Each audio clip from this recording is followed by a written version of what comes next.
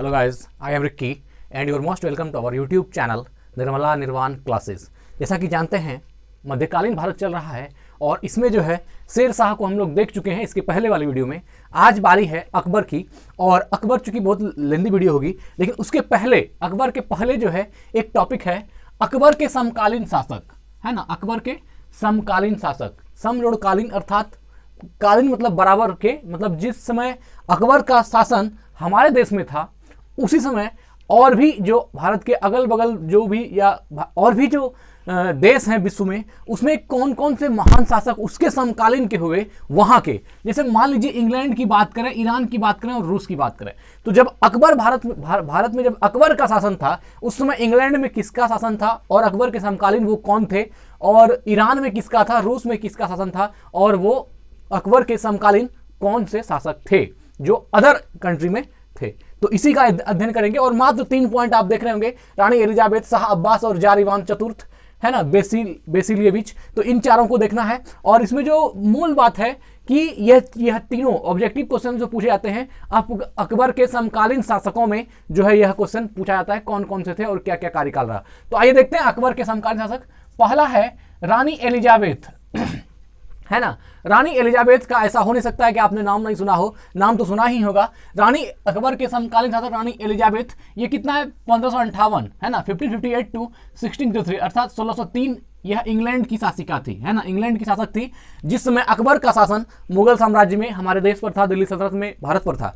तो उस समय जो है रानी एलिजाबेथ यह जो है अकबर के समकालीन थी और इसका शासनकाल 1558 से 1603 ईस्वी था। एलिजाबेथ जो है यह इंग्लैंड और आयरलैंड की महारानी थी। ये कहाँ की थी? इंग्लैंड और आयरलैंड उस समय भी था, इंग्लैंड और आयरलैंड की जो है महारानी थी। और साथ ही इनका शासनकाल कहीं कहीं 1558 से 1603 तो है, लेकिन यह जो 1558 से 1603 है, यह 1603 इनकी, जैसा हमको लग रहा है कि इनका मृत्यु भी 1603 में हुआ, क्योंकि 1558 ईस्वी में शासन स्टार्ट हुआ और जब तक इनका देहांत नहीं हुआ तब तक इनका शासन इंग्लैंड पर चलता रहा। यह रानी एलिजाबेथ है और यह ब्रिटेन की ट्यूडर राजवंश की 5वीं, है ना, ट्यूडर राजवंश की 5वीं आखिरी सम्राट थी। कौन सी राजवंश थी? ट्यूडर राजवंश की 5वीं और आखिरी सम्राट थी, है ना, ट्यूडर राजवंश। एलिजाबेथ किस राजवंश से थी? ट्यूडर राजवंश की यह 5वीं और आखिरी सम्राट थी। कभी इन्होंने एलिजाबेथ की एक जो खास बात यह मानी जाती है कि एलिजाबेथ ने जीवन में कभी शादी नहीं की, अर्थात अनमैरिड रहा और अनमैरिड रहने के कारण ही और कुंवारी रहने के कारण ही जो है इनको कभी संतान नहीं हुआ और यह निसंतान ही रही और निसंतान ही इन्होंने जो है जीवन यापन पूरा कर लिया। पूरा सम्राट काल जो है इन्होंने अपने ईस्वी काल को कभी शादी नहीं की और बिना किसी संतान के ही रह ली। और इसी कारण अनमैरिड रहने के कारण ही रानी एलिजाबेथ को कुमारी रानी भी कहा जाता है। क्या कहा जाता है? कुमारी रानी, अर्थात एक ऐसी रानी जो कुमारी रह गई, अर्थात अनमैरिड रह गई, उसने कभी भी शादी नहीं की। तो यह थी रानी एलिजाबेथ 1558 से 1603 ईस्वी जो अकबर के समकालीन थी। और इससे जुड़ी हुई एक दो बातें, यह किस वंश से थे? तो ट्यूडर वंश की यह 5वीं शासिका थी और इन्होंने कभी भी शादी नहीं की, अनमैरिड रही। यह कुमारी रानी के नाम से भी इनको जाना जाता है। कहीं अगर आ जाए कुमारी रानी के नाम से किस इंग्लैंड की शासिका को जाना जाता है तो आप आराम से मार देंगे रानी एलिजाबेथ को, है ना, रानी एलिजाबेथ को। ठीक है, तो यह रानी एलिजाबेथ हो गया। दूसरा है शाह अब्बास, है ना, शाह अब्बास, यह 1588 टू 1629 1588 से 1629 ईस्वी तक यह ईरान के शासक थे। कहाँ के थे शासक? ईरान के। शाह अब्बास ईरान के शासक थे जो हमारे भारतीय मुगल सम्राट अकबर के समकालीन थे और इनका शासन ईरान पर था। तो शाह अब्बास के बारे में यह जान लें कि यह ईरान के 5वां सफवी शाह थे, है ना, 5वां सफवी शाह। 5वां सफवी ये ईरानी भाषा है, 5वां सफवी शाह अर्थात 5वां शासक था, है ना, ईरान का ये 5वां शासक था। इन्हें आमतौर पर फारसी इतिहास और सफवी वंश के सबसे महान शासकों के रूप में भी गिना जाता है। किनको? शाह अब्बास को, और सफवी वंश के सबसे महान शासकों के रूप में शाह अब्बास को। क्योंकि देखिए एक बात है, समकालीन शासकों में सिर्फ बहुत शासक थे लेकिन गिनती उसकी हुई जिनकी कुछ पहचान थी, उन्हीं को जो है यहाँ पर दिखाया गया। तो ईरान में शाह अब्बास का वैसा ही पकड़ था और इनके पिता का नाम खुदाबंद था। शाह अब्बास के पिता कौन थे? खुदाबंद थे। और शाह अब्बास जो है यह खुदाबंद का तीसरा पुत्र था। खुदाबंद जो इनके फादर थे उनके तीसरे पुत्र कौन थे? थर्ड।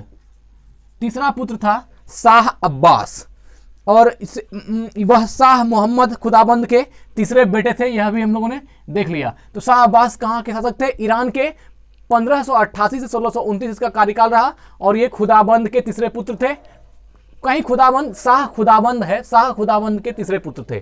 ठीक है, अगला है, तीसरा पॉइंट है जार इवान चतुर्थ बेसिलिएविच, है ना, बेसिलिएविच। यह 1530 से 1584 ईस्वी ये रूस के शासक हुए, और बहुत ही महान शासक, महान तो नहीं, महान ही कहा जा सकता है, क्योंकि बहुत ही ग्रेट रहे। बहुत, रूस की जो आज क्षेत्रफल है, जितना बड़ा रूस है, विश्व में सबसे बड़ा क्षेत्रफल वाला देश रूस है ना, उस क्षेत्रफल में बहुत, उस रूस के उतने बड़े एरिया को होने का जो मेन कारण है वह जार इवान चतुर्थ बेसिलिएविच है। यह जो जार इवान चतुर्थ बेसिलिएविच जो थे, ये बहुत ही ज्यादा कूटनीतिज्ञ भी थे, और ऐसा माना जाता है, इतिहासकार इनके लिए एक वर्ड यूज करते हैं, पेचीदा व्यक्तित्व। मतलब एक होता है कि अच्छा व्यक्तित्व, एक है पेचीदा व्यक्तित्व, अर्थात कूटनीतिज्ञ होने के साथ साथ बहुत सारे गुण भी था। यह जो है बहुत श्रद्धावान भी था, और कहा जाता है कि 1547 से 1584 तक मास्को के भव्य राजकुमार के रूप में भी इनको, मास्को रूस की राजधानी जो है मास्को, इसको मास्को का भव्य राजकुमार भी कहा गया है। मास्को का भव्य राजकुमार,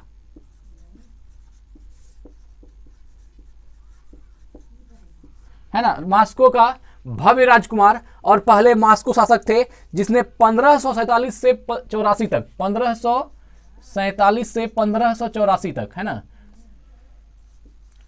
से 1584 ईस्वी तक खुद को रूस का राजा घोषित किया। 1547 से 1584 तक, है ना, किसने? जार इवान चतुर्थ बेसिलिएविच, जिसका कार्यकाल 1530 से 1584 देख रहे हैं। यह रूस था, यह मास्को का भव्य राजकुमार भी इनको कहते हैं, मास्को का भव्य राजकुमार। इन्होंने 1547 से 1584 तक खुद को रूस का राजा घोषित किया, अर्थात किंग ऑफ रूस कहलाए, रूस का राजा घोषित किया। और देखिए इनका एक नाम है जार इवान चतुर्थ Vasilyevich Ivan the terrible. Terrible means होता है भयानक। यह आप देखिए, इवान द टेरिबल नाम से कुख्यात था। मतलब क्या? इवान भयानक, भयानक इवान, ऐसा आप समझ सकते हैं कि इवान भयानक, या भयानक इवान इन्होंने अपना यह जो है, इन्होंने जार इवान चतुर्थ इवान द टेरिबल नाम से कुख्यात था। मतलब इनका नाम ही इवान द टेरिबल के नाम से फेमस हो गया था रूस में, अर्थात क्या, यह भयानक इवान कहलाते थे। तो जार इवान 1547 से 84 में इन्होंने अपने आप को रूस का राजा घोषित किया। यह पेचीदा व्यक्तित्व के थे, यह व्यक्ति जो थे एक पेचीदा व्यक्तित्व के थे, और साथ ही ऐसा कहा जाता है कि बहुत बुद्धिमान भी था। इवान बहुत चालाक भी था, लेकिन इसके साथ एक जो इन्होंने कला को भी बढ़ावा दिया, कुशल कूटनीतिज्ञ भी थे और श्रद्धालु भी थे। कला को बढ़ावा देने में बहुत बड़ा योगदान रहा इवानोविच के रूस में, और साथ ही बहुत जार इवानोविच जो है बहुत श्रद्धालु व्यक्ति भी थे, लोगों से बहुत अच्छे से विनम्रता से मिलते भी थे। लेकिन इतना गुण होने के बावजूद भी इसमें एक खासियत थी। वह खासियत क्या था? मतलब खासियत ना कहा जाए उसको, इसकी एक निगेटिव पॉइंट थी कि ये क्रोधित बहुत जल्दी होता था, और क्रोध होने के बाद यह किसी को नहीं देखता था कि ये कौन है। ऐसा कहा जाता है कि रूस में इन्होंने अपने पुत्र, है ना, इसके पुत्र का नाम था इवान इवानोविच। यह इवान इवानोविच जो था, यह इसका ज्येष्ठ पुत्र था, अर्थात प्रथम पुत्र था, बड़ा लड़का था और बहुत ही सुयोग्य था, है ना। तो एक बार की घटना है, जार इवान चतुर्थ बेसिलियोविच ने इवान इवानोविच को अपना जो है वसीयत, या समझिए अपना उत्तराधिकारी नियुक्त कर दिया। ऐसे अपनी भाषा में इन्होंने इसको अपना उत्तराधिकारी अर्थात अपना वारिस घोषित कर दिया कि मेरे बाद अगर कोई राजा बनेगा रूस का तो वह कौन बनेगा? इवान इवानोविच बनेगा। लेकिन एक बार की बात है, किसी कारणवश जो है इससे कुछ इवान इवानोविच से कोई रिएक्शन हो गई, और क्या हुआ, ये क्रोधित हो गए, और क्रोध में आकर के इवान इवानोविच पर जो वार किया, है ना, किसने? जार इवान बेसिलिएविच ने। उस वार में क्या हुआ, इनकी हत्या ही हो गई, अर्थात इनकी मृत्यु हो गई। इवान इवानोविच की मृत्यु हो गई, और जो है वह उनका वारिस जो उत्तराधिकारी के लिए सुयोग्य था, उसका तो खुद समझिए उसके पिता ने ही उसकी जान ले ली। अर्थात जब झड़प हुई तो वार ऐसा किया कि एक ही वार में काम ही खत्म कर दिया, इवान इवानोविच को ही मार दिया, अर्थात अपना पुत्र को ही मार दिया जिसको अपना वारिस घोषित किया था। तो इतना गुस्सैल था इसलिए इवान द टेरिबल कहा गया। इसको क्या कहा गया? इवान द टेरिबल, अर्थात भयानक इवान। तो अत्यधिक क्रोध के कारण और मानसिक रोग का दौर इनको आते रहता था। इससे क्या हो गई? इवान इवानोविच की हत्या हो गई और इसको जो है इसकी जान ले ली। साथ ही इसका छोटा पुत्र था फ्योदर इवानोविच। फ्योदर इवानोविच यह जो है इसका छोटा भाई, बोलिए इवान इवानोविच का छोटा भाई, या फिर जार इवान चतुर्थ बेसिलिएविच का छोटा लड़का फ्योदर इवानोविच। फ्योदर इवानोविच जो है यह इसी को गद्दी पर बैठाया गया। इनके बाद किसके बाद? जार इवान चतुर्थ बेसिलिएविच की बाद जो है फ्योदर इवानोविच को ही शासक बनाया गया। लेकिन ऐसा कहा जाता है कि फ्योदर इवानोविच जो है यह योग्य शासक नहीं था, अर्थात इसकी मानसिक विकृति थी, अर्थात कि यह मेंटली रूप से, मानसिक तौर पर पूरी तरह से मजबूत नहीं था, अर्थात कुछ इसको जिसको कह सकते हैं मेंटल डिसऑर्डर या कुछ प्रॉब्लम थी, मतलब मानसिक रूप से सही नहीं थे और इन्होंने अच्छे से बागडोर संभाल नहीं पाया। लेकिन जिसने जो संभालने योग्य था, जो अच्छा था, वह तो है ना जार इवान चतुर्थ बेसिलिएविच के कोप का भाजन बन गया, अर्थात इनके क्रोध के कारण ही उनका सुयोग्य शासक जो रूस का होने वाला था, एक सुयोग्य उत्तराधिकारी जो उनका बड़ा लड़का था, उनकी तो मृत्यु हो गई। तो मित्र, इस वीडियो में जो है हम लोगों ने देखा कि अकबर के समकालीन शासक जो अदर विश्व में अलग अलग देशों में जो जहां महान शासक थे या जो ग्रेट शासक थे जिनको प्रसिद्धि मिली उनके बारे में। तो हम लोग इंग्लैंड में देखा हमने रानी एलिजाबेथ को, ईरान में देखा शाह अब्बास को, और रूस में देखा जार इवान चतुर्थ बेसिलिएविच को, है ना। रूस में जार इवान चतुर्थ बेसिलिएविच को देखा।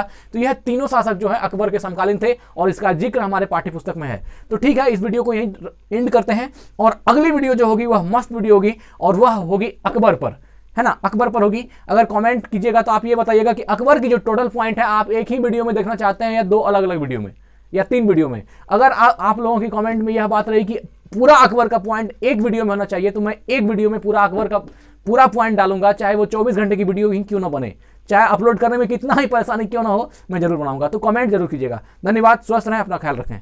Thank you.